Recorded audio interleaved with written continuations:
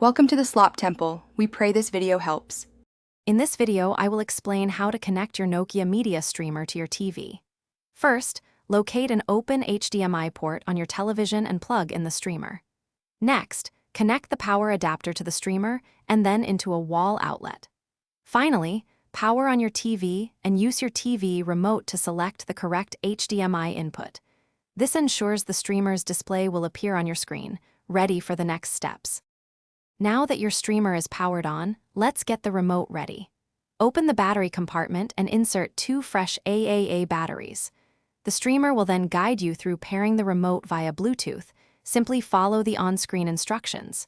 After pairing, you'll be prompted to select your preferred language and region, which is crucial for local content and settings. This step is quick and easy. With the remote set up, it's time to connect to the internet. Choose your home Wi-Fi network from the list and enter your password. Once connected, you'll need to sign in with your Google account. This step is essential for downloading apps and accessing Google services. Finally, review and accept the terms of service and privacy policy to complete the basic setup. You're almost ready to stream. Congratulations, your Nokia media streamer is now connected.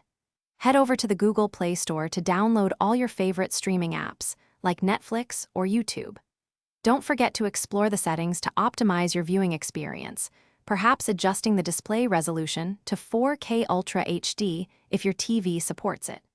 Before you go, remember to check the description for a link to grab some Little Trees black ice and other great deals. Thanks for watching. Thanks for watching. Consider subscribing if we helped you.